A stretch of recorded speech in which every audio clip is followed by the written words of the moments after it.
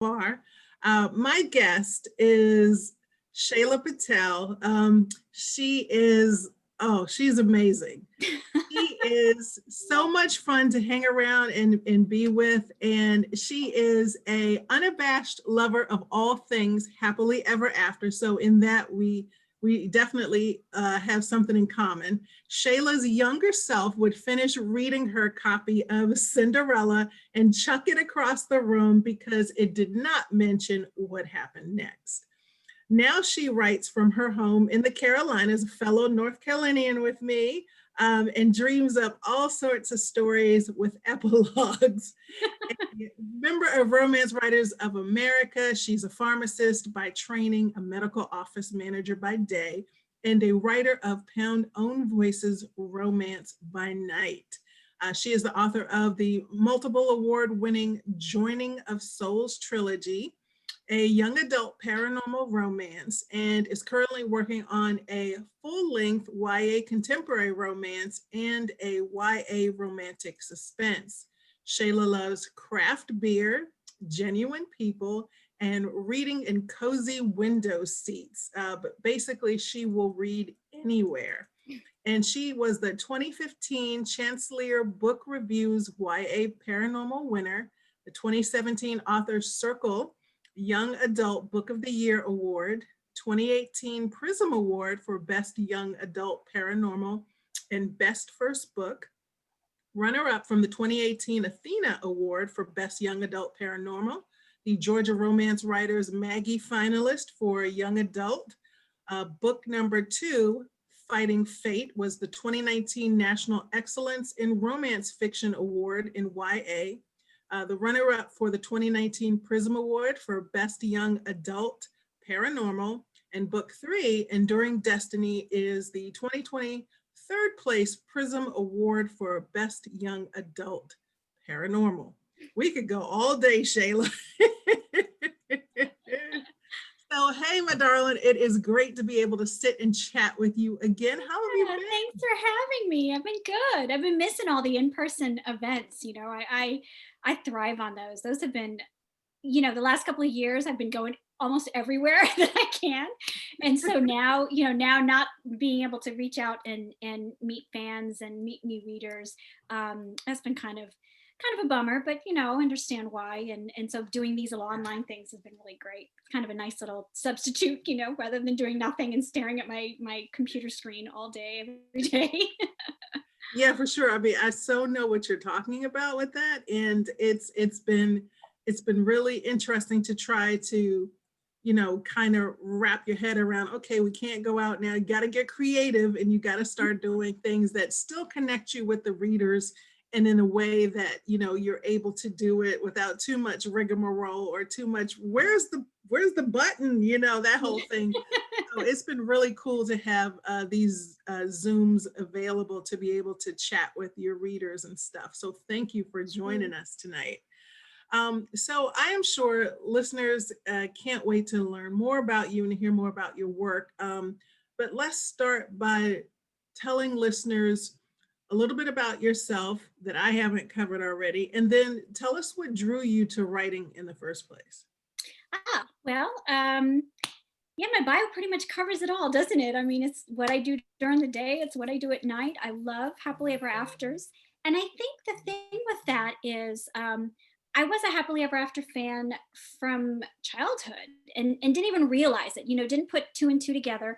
Um, at 9, I wrote my first short story, and I didn't know that I was going to be a writer, didn't know that that's what I wanted to do, but I loved it. I mean, it was just that creativity pouring out on the page. And years later, talking high school now, I really wanted to be the great American novelist, right? And I tried for years after that. Obviously, I went into pharmacy, so it really that wasn't my career choice.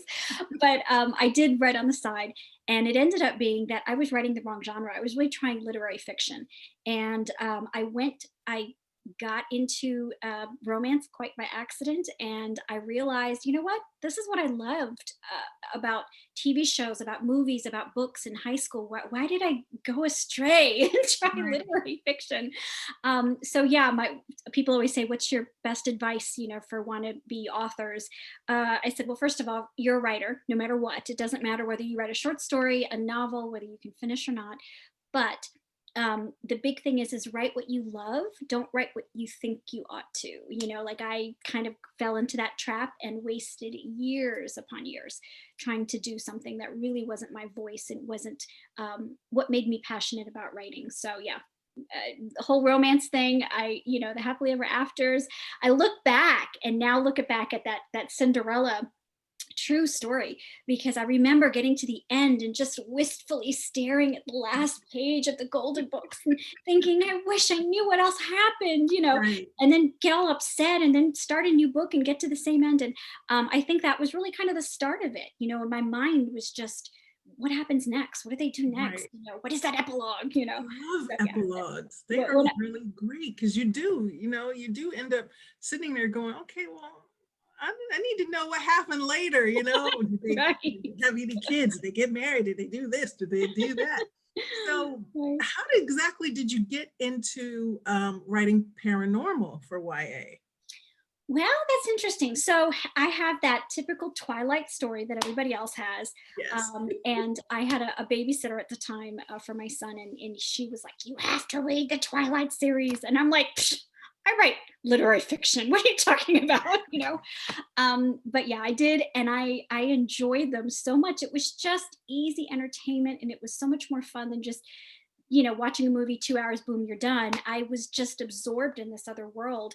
And while I didn't want to write about vampires or shifters, I did want to explore something new and kind of tickle that curiosity and that creativity of mine. So I just kind of thought, what setting could I put these characters? Um, one of whom I really wanted to look like me, right? I wanted an Indian American character, a teenage girl, go through the same angst that I did. Right. And so what kind of setting could I put them in? And I didn't think I was really ready to do a huge, like, world building fantasy epic kind of, thing. So I Mhm. wanted something that was more urban fantasy, where this other world was kind of under the current, the current world. And I thought about empaths and psychics. And my mom kind of, not that she knew this at the time, but she kind of inspired the whole empath thing, because she's one of those people who can look at you and know exactly what's going on, right? I don't even have to say anything. I swear she could ferret out anything. Like, it's almost like she's reading my mind. And I used to think that. I wonder, I'm like, gosh, she must be reading something in my head, like, block my thoughts. Um, and so she kind of One of your inspired the whole, characters can block people's thoughts, right? yeah, yeah. And so I really wanted to have some kind of this interesting layer in the story. And so the world of empaths was born. And and I would say it's what we'd consider light paranormal. Mhm. It's really, I tend to be more of a character driven writers or author. So I think, if people are looking for that really heavy dose of, epic fantasy and all that, I would say that's probably not what I offer. I definitely offer a character driven story with kind of that light paranormal background to that element. Nice. I love character-driven stories. Um, so do you have any teens at home or somebody in your family that read your work, and do they try to offer input on your storyline or your characters? How does that work? Not at home, not at home. My son is now 20, and this kind of stuff is not his thing. So it's, he'd read about dragons. So if any of you guys have any manuscripts out there and need a 20-year-old's perspective on dragons and fantasy and all of that, sure. Message me later, right? No, but yeah, he's I kind of did this all on my own, and I accidentally found somebody at work who loved Nora Roberts, and Mhm. she read like romance voraciously. Her previous job, before coming to work with me, she was actually a detention center sheriff, and so she worked nights. Well, the inmates are sleeping, so what does she do? She just goes into their library, and all these books that were donated, she would read them.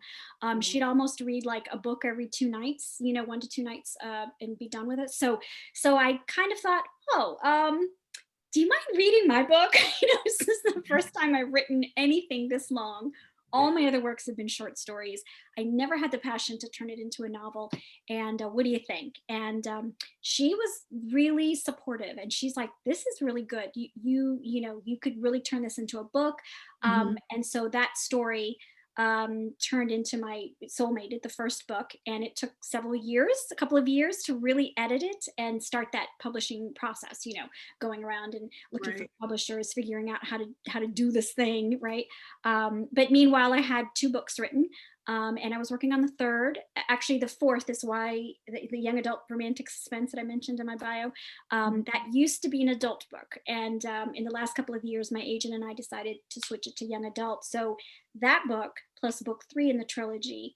I was working on when I got my publishing deal, and so it takes a few years. It wasn't definitely an instant process, but yeah, so I don't necessarily have a teenager at home to read the book, but I did get feedback from some readers, and then gradually I found some young readers. So we're young meaning like lower, like early 20s, right? So they just Right. kind of come out of that teenage period, and I had some of them, I kind of accidentally found them as well, and they ended up reading it and enjoyed it very much. So that was kind of nice to get that feedback.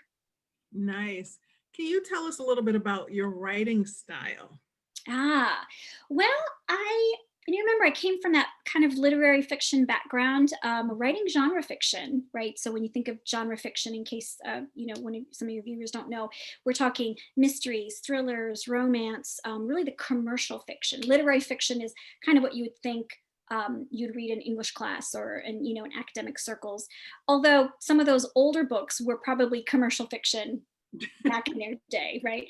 Right. Um, but yeah, so I think I really tried to meld the two. My instinct to write prose that was kind of a little flowery. I had to tone that back because in genre fiction, they kind of want to get to the plot, get to the point.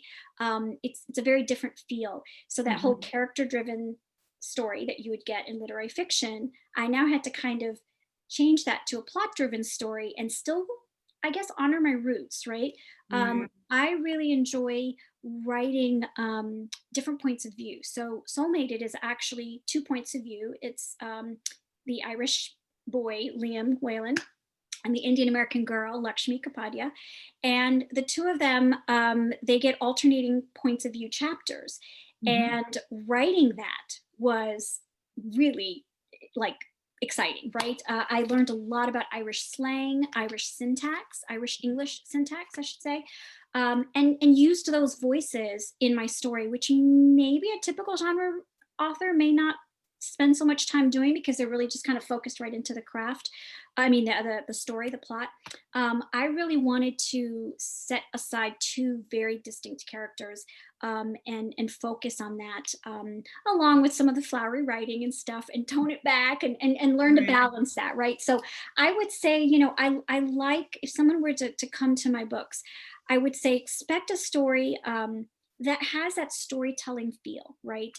It's not going to be a very simplistic story. It's going to have some depth in the characters and the writing style. Mhm. Maybe a little bit. I get this question a lot from 8th and 9th grade teachers, right? Is this book appropriate for kids that young?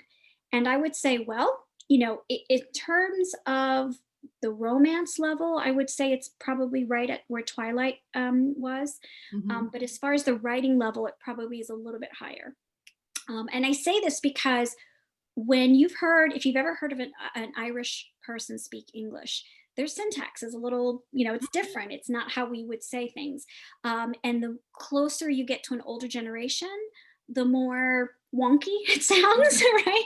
So when you're reading that, and everybody knows this, if you read Jane Austen, right? We'll go back to like Sonali's Pride and Prejudice, right? If you read the actual Pride and Prejudice, and then you try to read a contemporary English novel, your mind has to kind of reset in that English, right? It's still English, but you still have to kind of reset because the tone and the syntax, all of that's different. Well, in Liam's chapters, it's very much like that to a small degree, definitely not like, you're reading, Jane Austen. But it is, you do have that shift. And I think for really younger readers, they might have a little difficulty in that because they're not used to seeing that at all.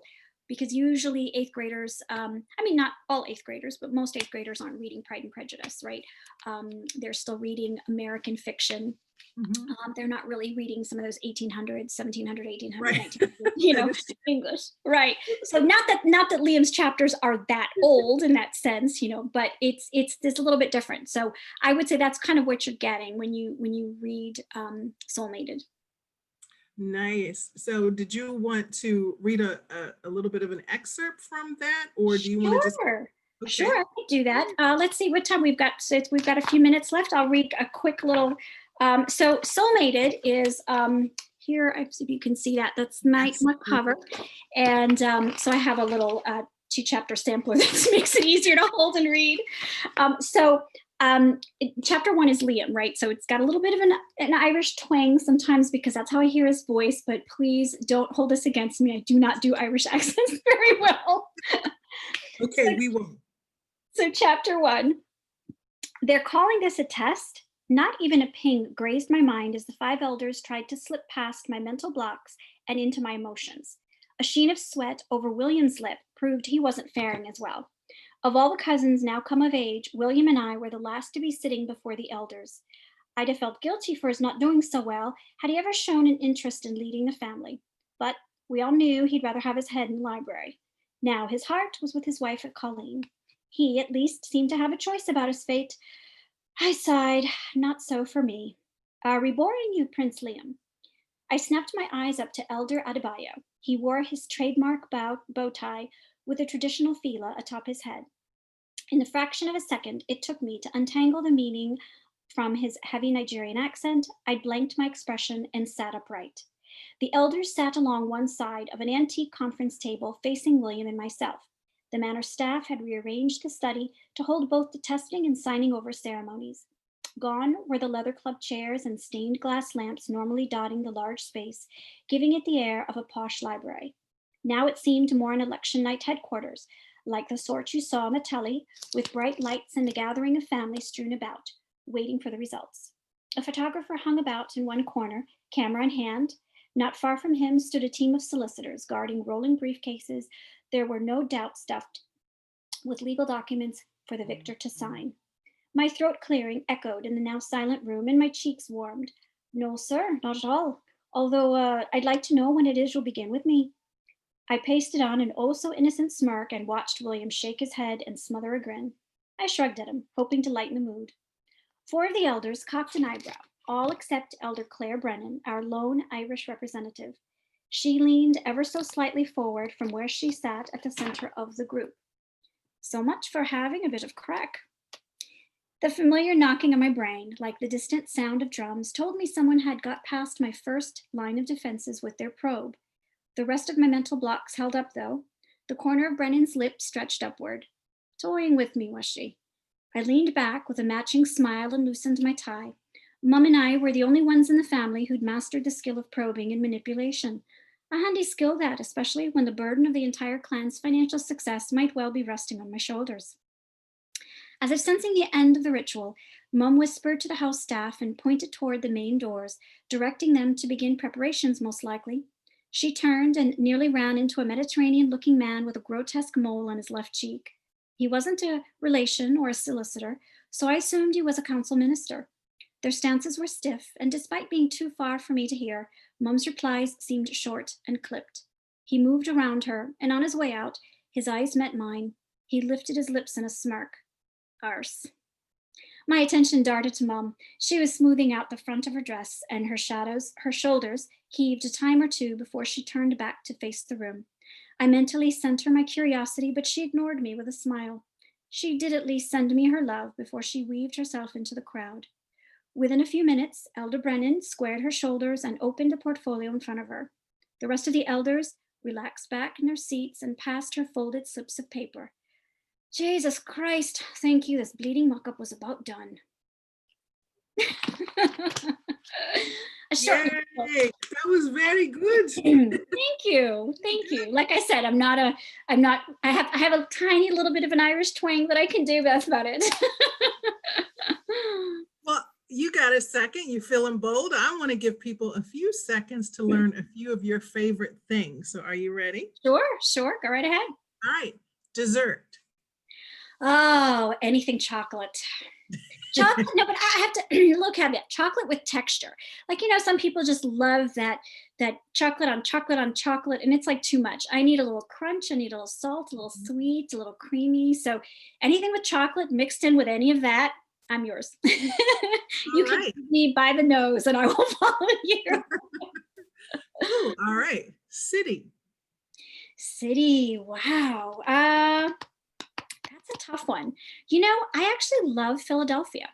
I live in Charlotte and I love it here. And I grew up in Fort Lauderdale in that area, and I love down there by the beaches and stuff. I was born and raised in Chicago, lived there, but there's something about Center City, Philadelphia. We've been on vacation there a couple times, and I just love it. I don't know. There's this vibe. There's the history. There's just a lot to do there. So yeah, Nice. I'd say Philly. All right. Season. Favorite season. Probably fall. Yeah. It's just that perfect time. You can just it not be bundled up and warm and in this cocoon, and at the same time you're not like boiling hot. So Yes, I love the same thing. Not too hot, not too cold. Just perfect. Yeah. Type of hero. Oh, yeah, I do kind of like the bad boy. I have to admit that. Funny story, when I started writing Liam, the very first editor, and this was an editor that I had actually won a contest to have her read my manuscript.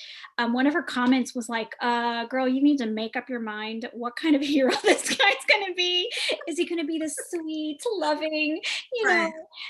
teenage boy, first love type of, hero? Is he going to be the badass? Is he going to be, So yeah, I had a little schizophrenic hero in the beginning. And that it really made me realize that, yeah, there's a hero type, and I needed to figure out who Liam had to be.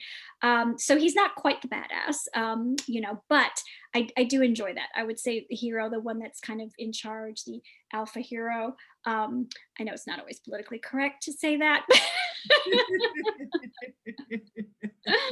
You heard it here first, people. Right.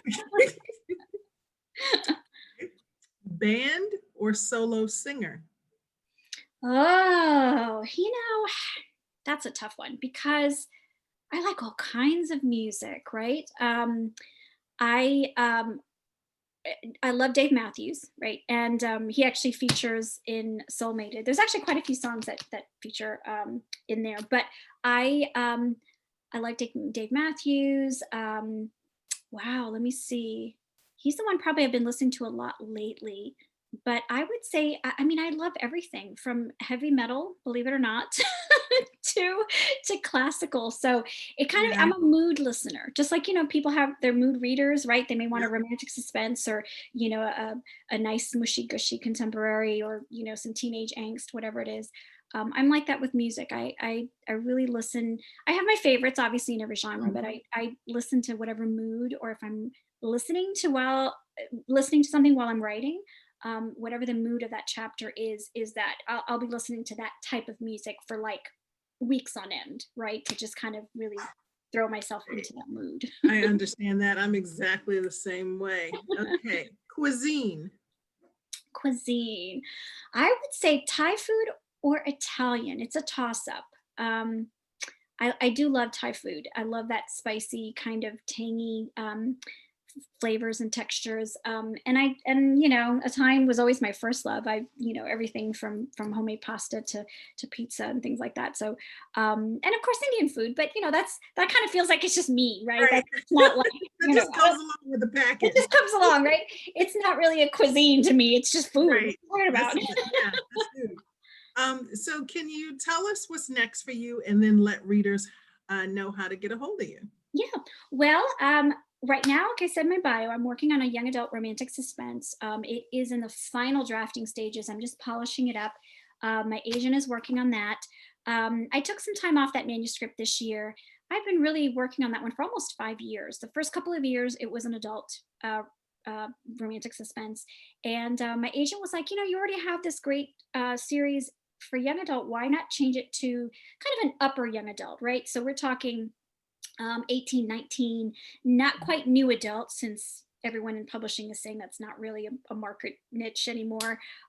So yeah, we decided to switch it. And I thought, oh, easy peasy. Let's tone back on the sexy times, right? Nope. There was so much more than that. I kept having to really just gut the story, start over again. I think I did that 3 or 4 times. And so I finally have a story that I feel happy about. Now it's just the polishing and the editing. So Right. we're doing that. I also have a young adult contemporary, kind of a contest between the hero and heroine. It's kind of an enemies to lovers type of thing. And I am tying in my love of beer for this one. Believe it or not, my agent was kind of like, young adult and beer. I don't know. I was like, no, no, no, I'll make this work. I promise. So I'm working on it. It's actually going to be, the boy's family owns a brewery, and it is being run into the ground by his father. It's a grandfather's legacy. And so he's really into kind of the organic chemistry part of this. So Gotcha. it's not so much about focusing on the drinking and the beer as it is the art of brewing and all that sort of thing. Nicely So, done. yes, well, if you like beer, what are you going to do? So, yeah, so I think, how do you bring this into a young adult novel? And I was like, idea. So they're both competing. Her mother owns a business, and obviously his family owns this brewery, and they're competing against each other for a Chamber of Commerce grant that'll help kind of save both their families. So Nice. so they're competing against each other. So yeah, so contemporary romantic suspense, and the romantic suspense I do have. As it's meant to be a trilogy, or not a trilogy, but three connected books. So 2 different characters in book 2, and they all are going to have a pharmacy theme. So the Nice. romantic suspense is dealing with corrupt doctors, biker clubs, kind of get the badass in there, and prescription drug networks. Book 2 is going to deal with corporate spying and pharmaceutical industry. Book 3 is going to kind of tone it back towards more of the character driven story, but it's going to be a pharmacy tech, and kind of just a theft ring that happens. So yeah, that's kind of my ambitious goals for the next couple of years. Yeah. Well, we're just about out of time. So really quick, let us know how to get a hold of you on your website. Okay, so ShailaPatelAuthor.com, so www.ShailaPatelAuthor.com, and you can get links to all my books there. I have a short story out as well, and yeah, that's book 3 you see on the screen there, Enduring Destiny, and that trilogy is complete, by the way, but all that information is on my website, and I'll run in there and type it up in the chat, as well as a quick link to book 1. It's one of those affiliated links, bookstoread.com, soulmated. So that'll take you to any retailer that sells the book, and you can kind of link through there. Oh, well, thank you, Shaila. I really appreciate you the time to hang out with us today. And feel free, you can hang out in the backyard, as Nelena says, and Yes. Come and go as you want all weekend. Sounds good. Thank you for having me. Thank Bye. you. Bye, Lisa. Bye, Nelena. Thank you, ladies. I want my purse. I want my purse. Okay. Well, we're trying to figure out about RT next year. I don't think all of us are going, so we're trying to wonder about how to do that. So, it'll be on our social media. If we're doing it, you guys will catch on, and hear about what we're doing. Indeed, indeed. Unfortunately, we can't. A great deal of the tribe won't be there because it's given at the same time as Black Women's Expo. And we're hosting the Literary Cafe, and it's the difference between 3,000 at Book Lovers Con and 30,000. I don't think they're going to get that number of people, but their norm was 30,000 people at McCormick Place, the same place they do Book Expo America. So, yeah, they gave it the same exact weekend. I was like, damn. Yeah, I know, we were kind of thinking about it, and I think some of the girls can't come, so it's like it's going to be hard to do a whole Bollywood event with 2 people, right, or 1 or 2 people. So we're not quite just sure. Gotta represent. I know. Right? My mom will be so proud. I know. Thank you so Anyway, much. thank Really you so appreciate it. much. Thank you. Okay, Bye, ladies. bye-bye now.